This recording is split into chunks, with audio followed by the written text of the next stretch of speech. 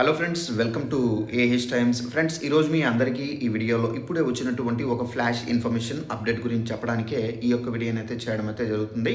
So flash information update ఏంటంటే, మన యొక్క ఏపీ రాష్ట్ర వ్యాప్తంగా మనకు ముఖ్యంగా మరో 3 రోజుల వరకు అయితే జాగ్రత్తగా ఉండాలండి ఏపీ ప్రజలు.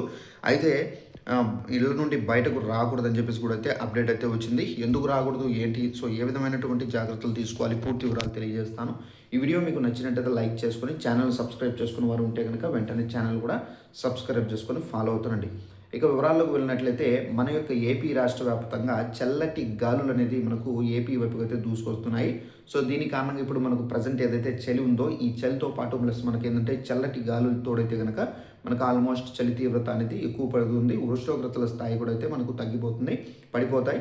సో ఇప్పుడు ప్రజెంట్ మనకు ఏపీలో మనం చూసుకున్నట్లయితే ముఖ్యంగా అల్లూరి జిల్లా పాడేరు ఏజెన్సీలో చలి తీవ్రత అనేది తారాస్థాయికి అయితే చేరింది. దట్టంగా పొగమంచు అలుముకోవడము, ఉష్ణోగ్రతలు సింగిల్ డిజిట్కు పడిపోతున్నాయి.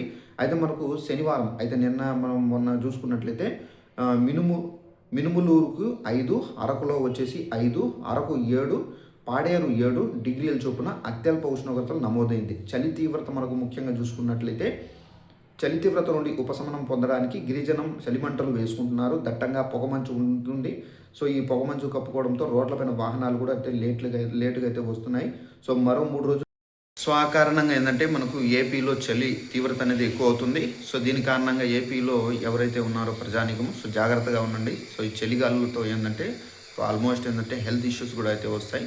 సో ఈ విధంగా హెల్త్ ఇష్యూస్ రాకూడదంటే జాగ్రత్తగా ఉండండి. సాయంత్రం 6 గంటల నుండి జాగ్రత్తగా ఇళ్లలోనే ఉండండి ఫ్రెండ్స్. సో ఇదండి ఇన్ఫర్మేషన్. వీడియో నచ్చినట్లయితే లైక్ చేసుకొని ఛానల్ సబ్స్క్రైబ్ చేసుకొని ఫాలో అవుతండి ఇలాంటి అప్డేట్స్ కోసం. Thanks for watching this video. All the best.